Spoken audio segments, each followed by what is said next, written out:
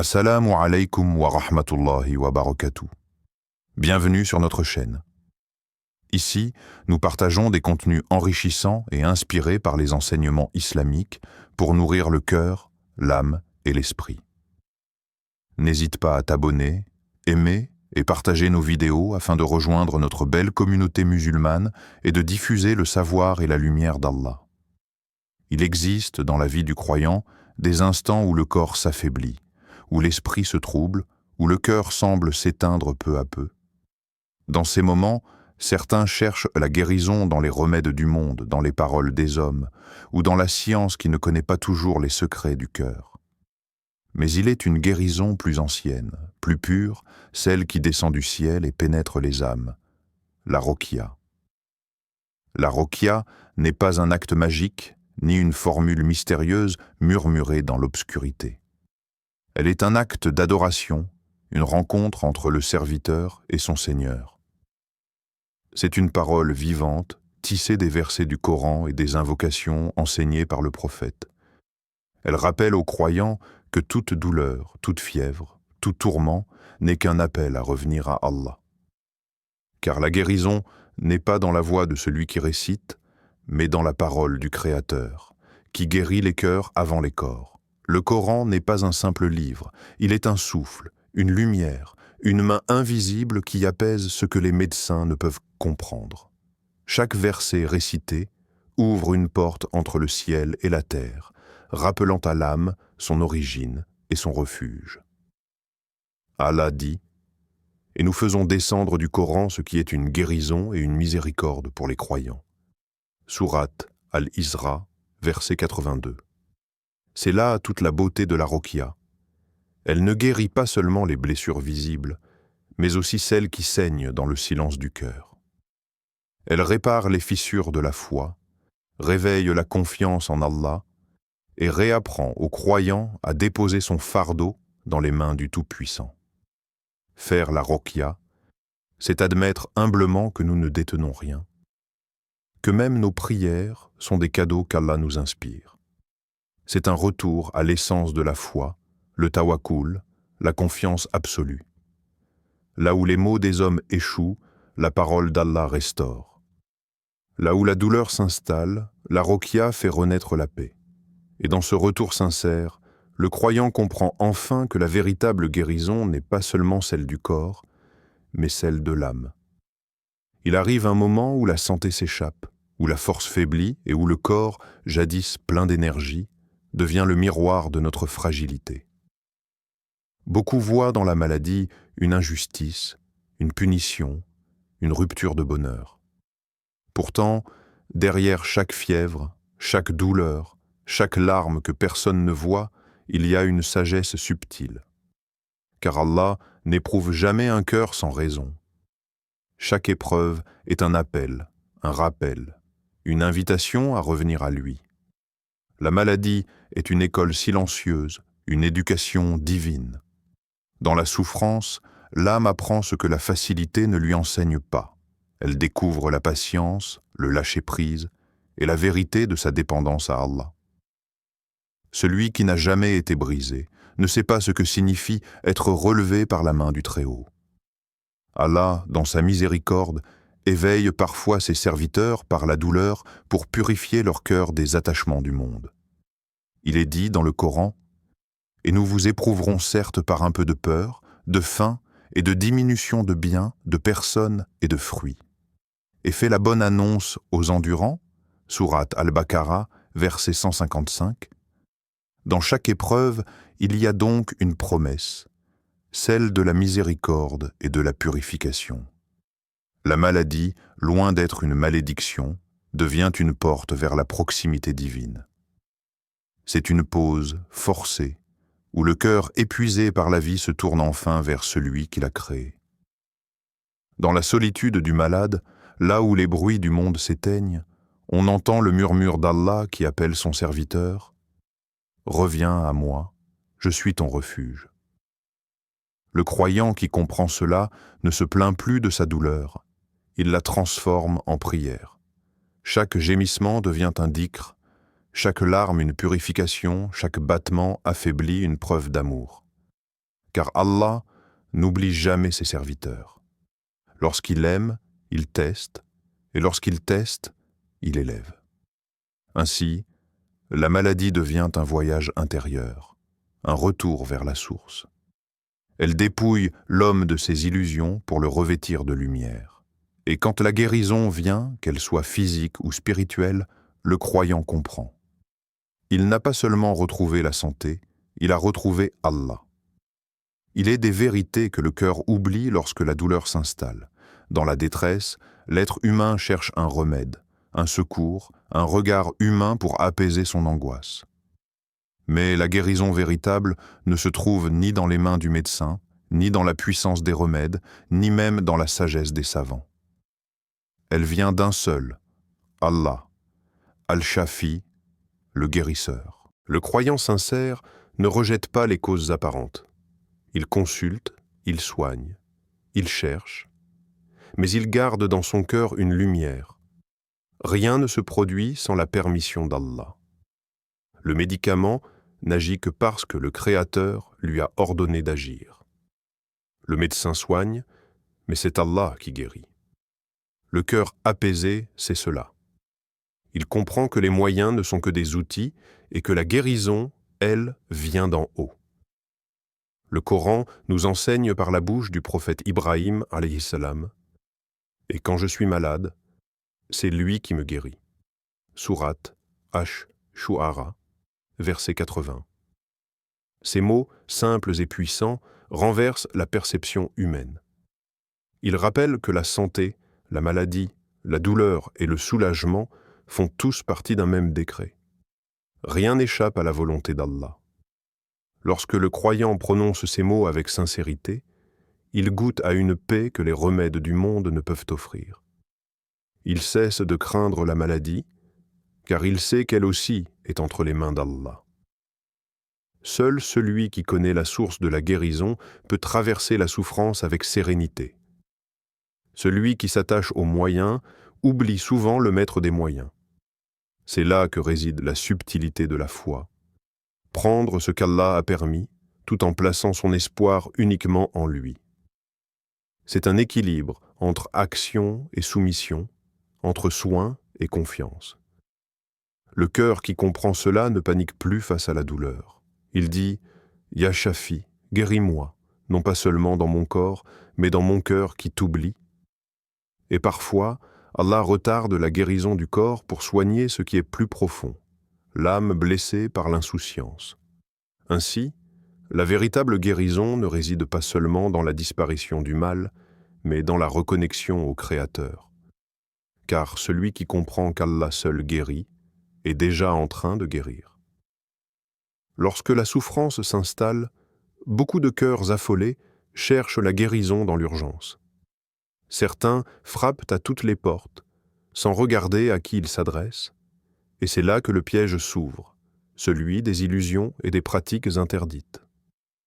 Dans la détresse, l'être humain devient vulnérable, et c'est souvent à ce moment que les charlatans se présentent, promettant des solutions, des délivrances rapides, des miracles sans foi. Mais derrière leur sourire se cache souvent un grand danger, celui d'invoquer autre qu'Allah. La véritable Roqya, la Roqya Shariya, ne s'appuie ni sur des rituels étranges, ni sur des symboles gravés, ni sur des paroles incomprises. Elle ne se pratique pas dans le secret d'une pièce obscure, mais dans la clarté de la foi. Elle se fonde sur le Coran et les invocations authentiques du prophète et s'accomplit dans un cœur pur, confiant et soumis à Allah seul. Et les mosquées sont consacrées à Allah. N'invoquez donc personne avec Allah. Sourate Al-Jinn, verset 18. Ces mots suffisent à rappeler la ligne qui sépare la lumière de l'obscurité. Invoquer un djinn, un esprit, ou attribuer à une personne le pouvoir de guérir, c'est trahir la pureté du monothéisme. Le prophète a mis en garde contre ces déviations, car elles mènent doucement à l'association, shirk, même sous l'apparence de la foi. La Roqya, légiférée au contraire, est un acte de purification avant d'être un soin. Elle nettoie le cœur avant le corps, car elle repose sur le souvenir d'Allah. Celui qui pratique la roqya, selon la voie prophétique, ne fait que rappeler à son frère que la guérison vient du Créateur. Aucune main, aucun souffle humain n'a de pouvoir sans sa volonté. La sincère roqya n'a pas besoin de spectacle. Elle se déroule dans le calme, dans la récitation du Coran, dans l'humilité et la lumière du dhikr. Elle redonne aux croyants sa force intérieure et repousse les illusions des fausses promesses. Elle n'est pas une magie, elle est un retour à la source, un rappel que le seul refuge, le seul secours et le seul guérisseur est Allah, le Tout-Puissant. Et lorsque cette vérité pénètre le cœur, la peur s'efface, les doutes se dissipent et la foi redevient entière, pure comme à son origine.